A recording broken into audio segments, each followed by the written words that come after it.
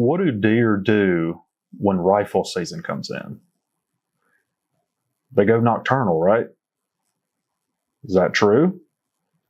You know, this is something that, for me, as being a hunter and also now a researcher, a lot of you know me because of the turkey work, but I've done a lot of work with white-tailed deer. A lot of the questions that I ask have stemmed from my experience hunting and also working with a lot of hunters.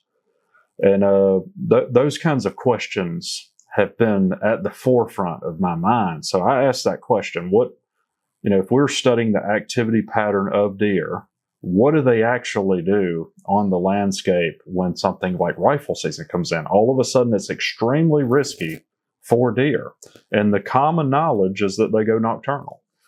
But we had this really cool opportunity and study where we had a property that we intensively started managing habitat. A lot of the kinds of practices that now I wrap right in to my management philosophy and my recommendations with landowners.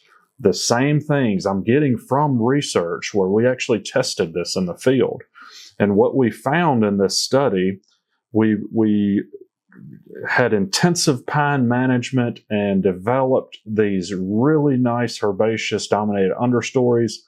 Deer can walk around in this, that we're talking about vegetation in a fire return where we're keeping it below shoulder height.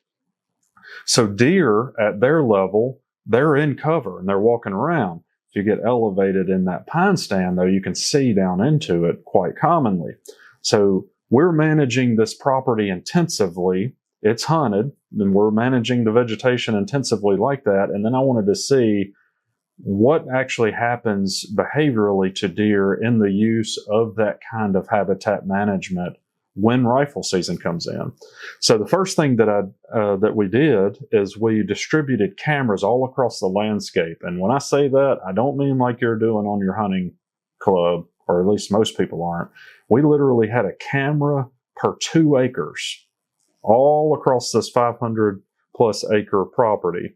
And we got a baseline over a 2-year period for when are deer on their feet, and we're actually seeing them at cameras. Now, these cameras are just distributed through the woods. They don't have feet in front of them. We just have them, where if a deer walks by, it'll catch it. We're not attracting them to the camera otherwise. It's just in the woods, but at a really high density. So what we found is, as you might expect, when we look at the behavior of deer in terms of an activity pattern leading up to the rifle season, we get this bimodal peak, right? Deer are crepuscular. You probably heard that. That just means they're most active at dawn and dusk. Hunters concentrate their hunting activity at that time most of the time because of that, right? It doesn't mean they don't move any at other times of the day. It's just usually peaking there. That's exactly what we saw leading up to the rifle season opener. So what do you think happened when rifle season came in? This might surprise you. Now I'm showing you a graph where I've now overlaid the activity pattern of deer after the rifle season comes in. And notice it not only suppressed the curve from the before, that's because the activity, particularly in the morning hours, and I'm talking about like 7 a.m. up to about 11 a.m., the intensity of use, so in other words, deer walking around in these pine stands that we've intensively managed, and we have all this exceptional cover and food coupled together, the intensity of use at that time just went through the roof, right? So deer literally started using those stands during the daylight hours after rifle season came in. They started using them intensively at that time, which really surprised me. And if you sort of put that all together, what it looks like in terms of their time budget, the deer on that property actually became diurnal. So we were seeing about 50% of the deer activity at night and in the day based on when we're detecting them on all these cameras all through the property.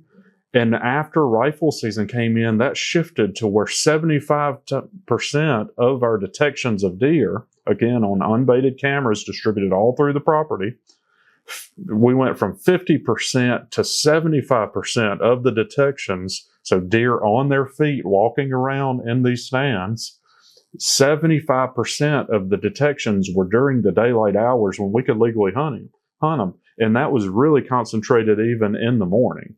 So I just found that really remarkable, and it's a testament to how you can create habitat conditions on your property that make deer feel safe, and you can get them active during the day. And sometimes when the rest of the landscape around you is not being managed in that way, the hunting pressure on properties adjacent to you actually enhance your hunting activity, because not only are deer using your property because it has better cover under those more risky conditions, but they're concentrating that effort during daylight hours when they're most at risk also. And that can really be a huge advantage to you in your management of your property. Think about that strategically. Where can you put high quality cover? And in some of these pine stands, when we're managing the vegetation that way, we'll have pines that we climb, or a stand in those areas where we're elevated above the vegetation, and we can still see deer down in there working around, feeding around, and they think they're in cover, but we can still observe them. So that's a really great way for you to maximize the property design with your habitat management such that it makes deer more huntable also.